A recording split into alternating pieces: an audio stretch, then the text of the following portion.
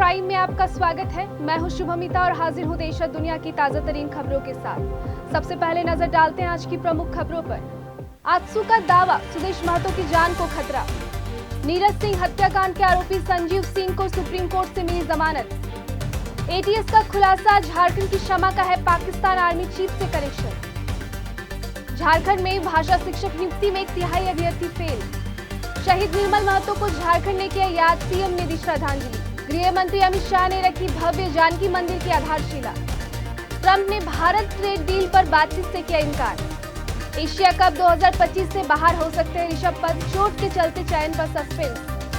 Kapil Sharma Lawrence gang के निशाने पर कनाडा में कैप्स कैफे पर फिर हुई फायरिंग। अमेरिकी टैरिफ के दबाव में शेयर बाजार में गिरावट, सेंसेक्स 300 अंक टूटा।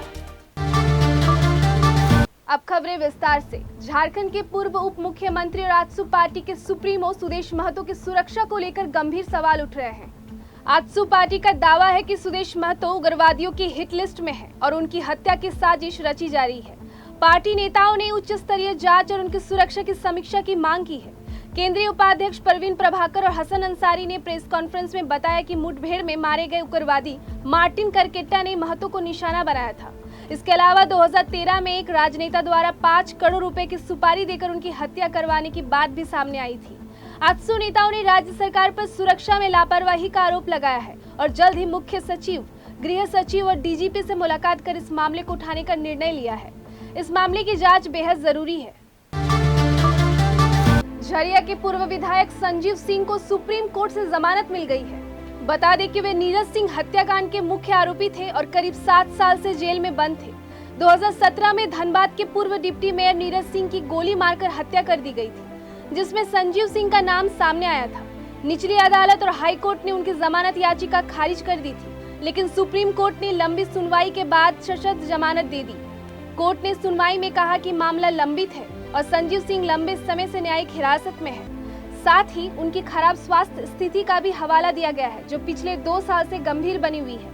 संजय सिंह बाहुबली मजदूर नेता सूर्यदेव सिंह के पुत्र हैं और झरिया से बीजेपी के पूर्व विधायक हैं। उनका परिवार धनबाद कोलफील्ड क्षेत्र में राजनीतिक और कोयला व्यवसाय से जुड़ा हुआ है।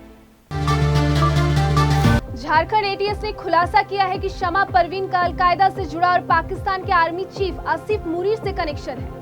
शमा को बेंगलुरु से गिरफ्तार किया गया था, जहां से वह अलकायदा के ऑनलाइन टेरर मॉड्यूल को बढ़ावा दे रही थी। एटीएस ने उसके इंटरनेट मीडिया चैट्स की जांच में पाया कि शमा ने मुनीर से भारत के खिलाफ नफरत भरे संदेश साझा किए और आक्रमण की अपील की। मुनीर ने भी उसकी बातों का समर्थन किया। शमा ने ऑपरेशन सिंदूर के दौरान भारत के खिलाफ जहर फैलाया और पाकिस्तान को भारत में खिलाफत परियोजना लागू करने का आह्वान किया।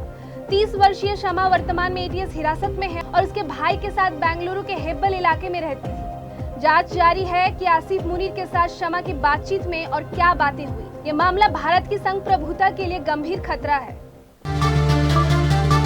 झारखंड कर्मचारी चयन आयोग यानी जेएसएससी ने भाषा शिक्षक भर्ती परीक्षा 2023 का परिणाम जारी किया, जिसमें 4,991 पदों में से केवल 1,059 पदों पर ही चयन हुआ है, यानी करीब 74% पद खाली रह गए। यह परीक्षा कक्षा 6 से 8 के लिए भाषा शिक्षकों की भर्ती के लिए आयोजित की गई थी। सफल उम्मीदवारों में 100 पारा शिक्षक और 959 गैर पारा शिक्षक शामिल है। इस बड़ी संख्या में पद खाली रहना झारखंड के सरकारी स्कूल में शिक्षक कमी की गंभीर समस्या को दर्शाता है। इससे पहले गणित और विज्ञान विषयों में भी बड़ी संख्या में पद खाली रहे थे। विशेषज्ञों का कहना है कि परीक्षा का स्तर बहुत कठिन हो सकता है या योग्य उम्मीदवार कम हो गए हैं। इस स्थिति से निपटने के लिए जेएसएससी को पुनः परीक्षा आयोजित करने या अन्य विकल्प अपनाने होंगे। इस मामले ने शिक्षा व्यवस्था और भर्ती प्रक्रिया पर गंभीर सवाल खड़े कर दिए हैं। झारखंड आंदोलन के महानायक शहीद निर्मल महतो की शहादत दिवस पर मुख्यमंत्री हेमंत सोरेन ने उन्हें श्रद्धांजलि दी। उन्होंने एक्स पर लिखा, वीरों और क्रांतिकारियों की वीर भूमि है हमारा झारखंड। वीर माटी पुत्र अमर वीर शहीद निर्मल महतो जी को शत शत नमन। बता दें, निर्मल महतो झारखंड आंदोलन के प्रमुख नेता रहे, जिन्होंने झामुमो के गठन में अहम भूमिका निभाई। 8 अगस्त 1987 को उनकी हत्या ने पूरे राज्य को झकझोर दिया, लेकिन उनकी शहादत ने आंदोलन को और भी बल प्रदान किया। उनकी याद में धनबाद में शहीद Nirmal Mahato medical college and hospital स्थापित है। सीएम सोरेन का यह संदेश उनके योगदान को सम्मान देने के साथ साथ राज्य के युवाओं को आंदोलन की भावना से जोड़ने का प्रयास है। जनता ने इस पोस्ट को भावुकता से सराहा है। जगह जगह पर अन्य पार्टी के नेताओं ने श्रद्धांजलि अर्पित की। अब बढ़ते हैं राष्ट्रीय खबरों की ओर। बिहार के सीतामढ़ी जिले के पुनौरा धाम में आज माता सीता के भव्य जानकी मंदिर का शिलान्यास हुआ।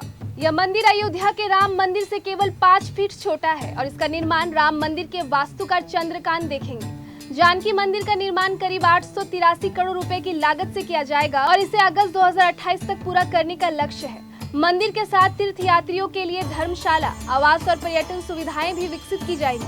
बिहार सरकार इसे राष्ट्रीय और अंतर्राष्ट्रीय धार्मिक पर्यटन स्थल के रूप में विकसित करना चाहती है। बता दें, शिलान्यास समारोह में केंद्रीय गृह मंत्री अमित शाह, मुख्यमंत्री नीतीश कुमार और यूपी के मुख्यमंत्री योगी आदित्यनाथ भी शामिल थे। इस अवसर पर बिहार में दिवाली जैसे उत्सव मनाया जाएगा और पुनौरा धाम में 51,000 दीप जलाए जाएंगे। जानकी मंदिर नारी शक्ति और भारतीय संस्कृति का प्रतीक होगा और बिहार की सांस्कृतिक पहचान को मजबूती देगा। बढ़ते अंतर्राष्ट्रीय खबरों की ओर। अमेरिकी राष्ट्रपति डोनाल्ड ट्रंप ने भारत से ट्रेड डील पर बातचीत से इनकार कर दिया है। उन्होंने कहा कि टैरिफ विवाद का समाधान किए बिना कोई बातचीत शुरू नहीं होगी। इससे पहले खबरें थी कि इस महीने अमेरिकी अधिकारियों का एक दल भारत आएगा, लेकिन अब यह संभव नहीं दिख रहा। ट्रंप ने 25% टैरिफ बढ़ाकर भारत पर कुल अमेरिकी टैरिफ 50% कर दिया है, जो 27 अगस्त से लागू होगा। ये कदम मुख्य रूप से भारत की रूसी तेल खरीद को लेकर उठाया गया है। अमेरिकी विदेश विभाग ने भारत को रणनीतिक साझेदार बताया और दोनों देशों के बीच खुली बातचीत जारी रखने की बात कही है। विदेश विभाग के प्रवक्ता टॉमी पिगॉट ने कहा कि व्यापार असंतुलन और रूसी तेल खरीद को लेकर मतभेदों को बातचीत से सुलझाना चाहिए। हालांकि टैरिफ वृद्धि के कारण दोनों देशों के संबंधों में तनाव बना हुआ है। अब आपको लेकर चलते हैं मनोरंजन जगत में। कॉमेडियन कपिल शर्मा के कैप्स कैफे पर कनाडा के सूरे शहर में एक महीने में दूसरी बार फायरिंग हुई है। इस घटना में कोई नुकसान नहीं हुआ, लेकिन इसे डराने और फिरौती की नीयत से किया गया है। माना जा रहा है फायरिंग के पीछे गैंगस्टर लॉरेंस बिश्नोई की गैंग का हाथ है। सोशल मीडिया पर कपिल को धमकी देते हुए शुभम लोंकर का नाम भी लिया गया, जो लॉरेंस का करीबी है और बाबा सिद्दीकी की हत्या में शामिल था। लॉरेंस गैंग कपिल की बढ़ती लोकप्रियता और सलमान खान से उनकी नजदीकी को लेकर नाराज है। यह गैंग बॉलीवुड में अपनी पकड़ बनाने के लिए डी कंपनी जैसे रास्ते पर चलाना चाहता है। पहली फायरिंग की जिम्मेदारी बब्बर खालसा इंटरनेशनल के आतंकी हरजीत सिंह ने ली थी, जिन्होंने कपिल के शो में निहंगों के मजाक उड़ाने का आरोप लगाया था। मुंबई पुलिस ने कपिल को सुरक्षा दी है और सुरक्षा बढ़ाने पर भी विचार किया जा रहा है।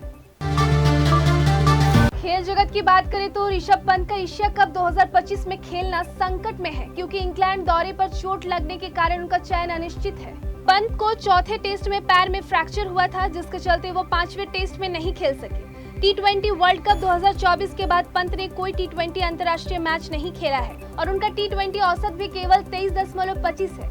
IPL 2025 में भी उनका प्रदर्शन कमजोर रहा। 14 मैचों में केवल 269 रन बनाए।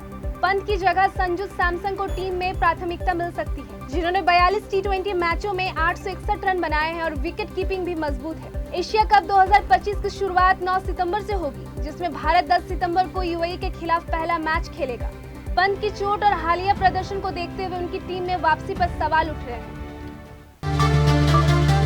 और अंत में बाजार और कारोबार की बात। भारतीय शेयर बाजार की शुरुआत कमजोरी के साथ हुई। अमेरिकी राष्ट्रपति डोनाल्ड ट्रंप द्वारा भारतीय निर्यात पर अतिरिक्त 25% टैरिफ लगाने के फैसले से निवेशकों का सेंटिमेंट प्रभावित हुआ है। सेंसेक्स 317 अंक गिरकर 80,305.40 और निफ्टी 83.70 अंक टूटकर 24,512.45 पर आ गया।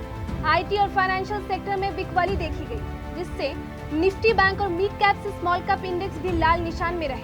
भारतीय एयरटेल, इंफोसिस और एक्सिस बैंक जैसे स्टॉक्स टॉप लूजर्स रहे, जबकि टाइटन और बजाज फाइनेंस में बढ़त रही। पूरे हफ्ते निफ्टी ऊपर स्तर पर टिक नहीं पाया और मुनाफा वसूली से दबाव में रहा। एक्सपर्ट्स का कहना है कि अमेरिकी टैरिफ और ट्रेड वार्ता के रुकने से बाजार पर शॉर्ट टर्म में असर पड़ सकता है, लेकिन लॉन्ग टर्म निवेशकों के लिए यह मौका हो सकता है। फिलहाल आज के लिए इतना ही। दर्शकों, कैसी लगी हमारी ये पेशकश हमें जरूर बताएं।